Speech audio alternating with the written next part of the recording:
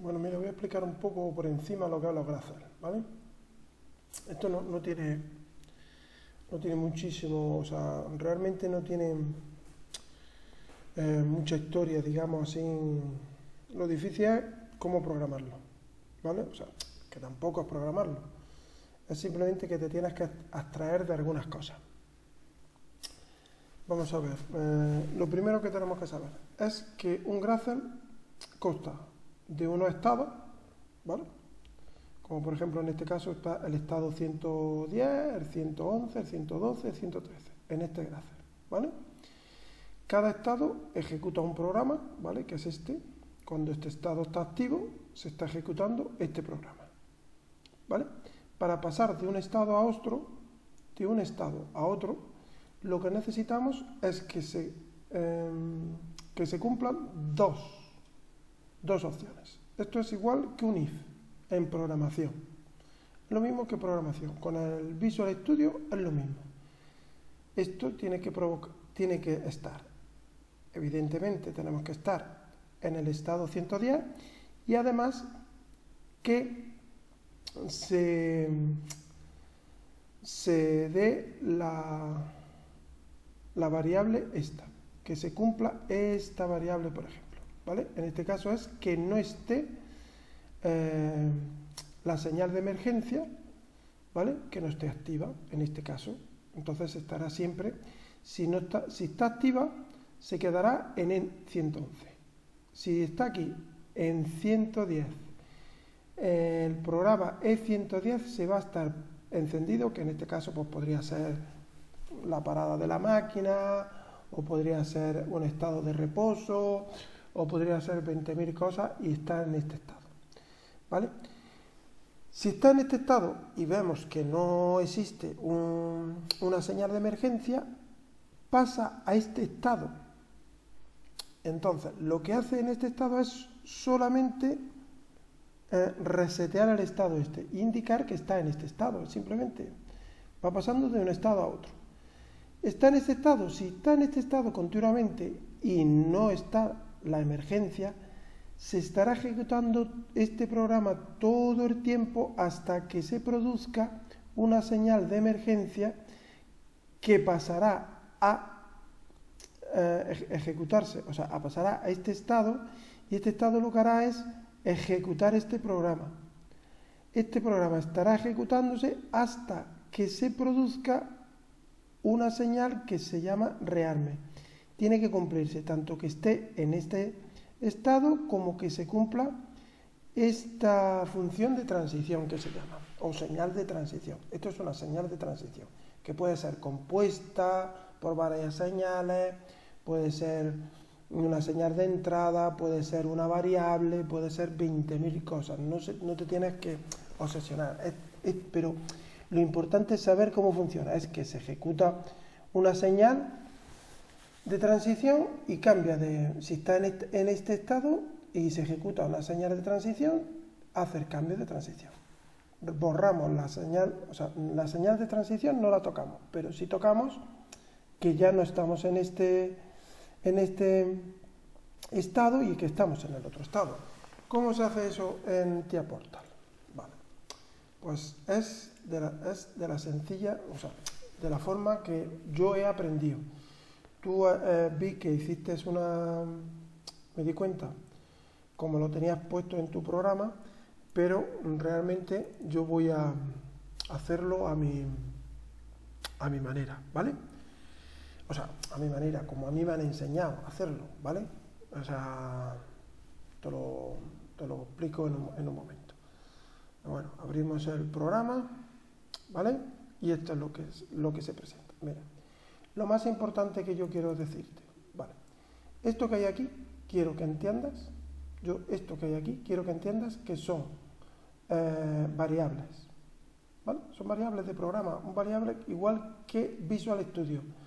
En esto es booleana, pero puede ser de cualquier tipo.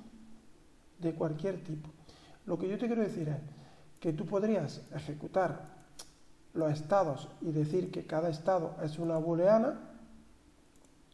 Lo único que tienes que entender es que según variable que estés utilizando, según tu variable que tú estés utilizando, es como tú tienes que realizar el programa, pero que la variable es independiente a cómo va a funcionar el programa. Por eso, da igual que tú llames a E1, E2, E3, E4 como estados, como podrías llamar un array de estados, que es estado 0, estado 1, estado 2, estado 3. La diferencia en de que se puede hacer con array, hacer los estados, pues que luego, o con variables, porque luego podrías recorrer con un for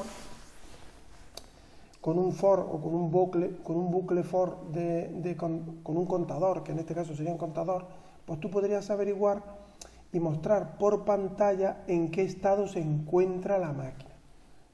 O sea, esto al final es cosa de programación y como a ti te guste programarlo. No tienes que obsesionarte en este tipo de si es un array. Luego, por ejemplo, como tú hiciste la otra vez, dijiste, pues es que va de 110 a... es que va desde el 110 al 100, como hemos visto aquí. ¿Ves? Es que va del 110 al 113.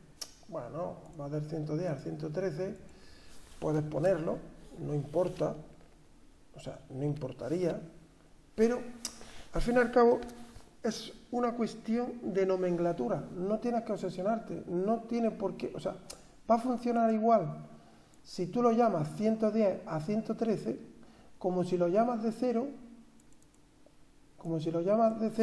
a...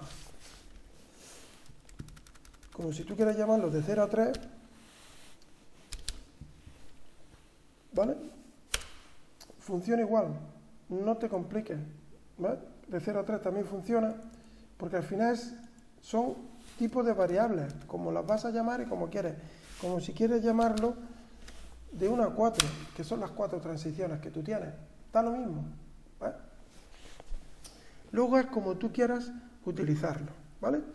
En este caso, pues mira, luego, lo importante está, pues que si tú haces un bloque, imagínate, luego tú haces tu bloque, ¿vale? Tú imagínate que estamos en el bloque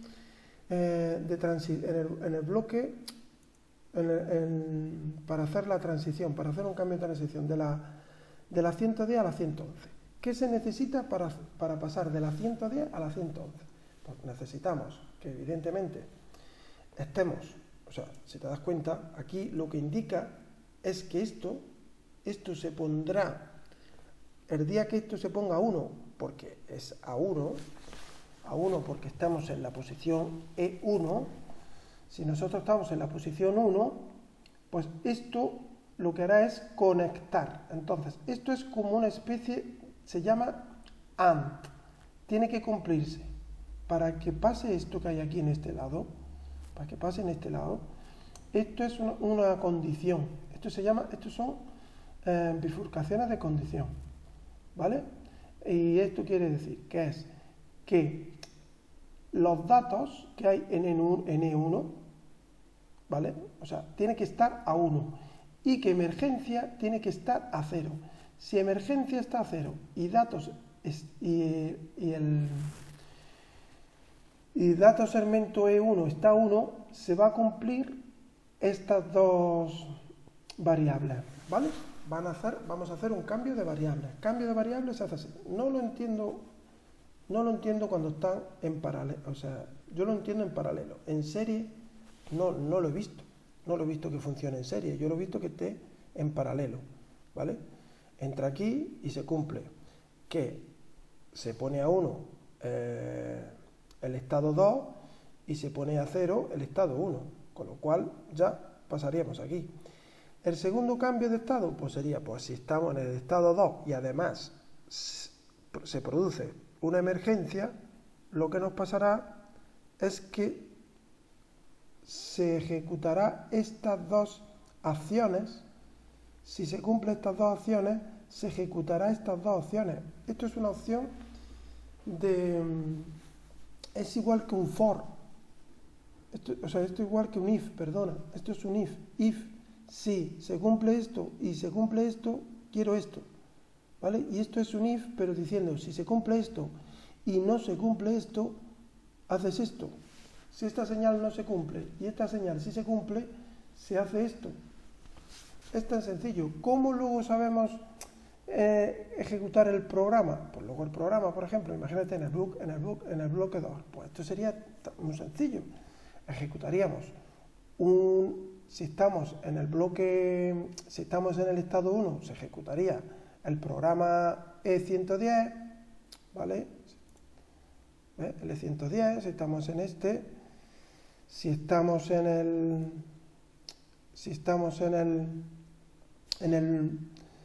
el estado E2, se ejecutaría el programa D1, ¿vale? Está aquí, luego es ir programando los programas. Pero lo importante es que tú te puedes abstraer. Esto lo bonito que tiene es que tú te vas abstrayendo como funciones, como pequeñas cajas negras. Tú sabes que poniendo a uno, ¿vale? Poniendo a uno el segmento, que en este caso es porque se ejecuta. Nosotros podríamos decirle que lo ponga en set también. También es verdad que lo podemos poner. Decirle que lo ponga en set, ¿vale? Para que lo ponga uno. O que ejecute una bobina, o que ejecute una salida, o que le digamos que lo guarde en una memoria, en la memoria del PLC, o que lo guarde. Esto lo que estamos diciendo es que esto lo guarde a uno, que ponga a true, en este caso a true, la variable, no la señal, la variable D1, porque es una variable, ¿vale? Una cosa, entonces, en este programa, en TIAporta, tenemos que ir viendo cuándo estamos llamando a una variable o cuándo estamos llamando a una... Aquí estamos llamando a variables, ¿vale? Estamos llamando a variables. ¿Dónde están las variables? Aquí. Luego estas variables, pues también hay que reconocer que podemos no llamar a variables, sino llamar a entradas y salidas. Pero como en este caso estamos llamando a variables, pues utilizamos nuestras variables. ¿Vale? No sé si esto te ha ayudado un poco. Espero que sí.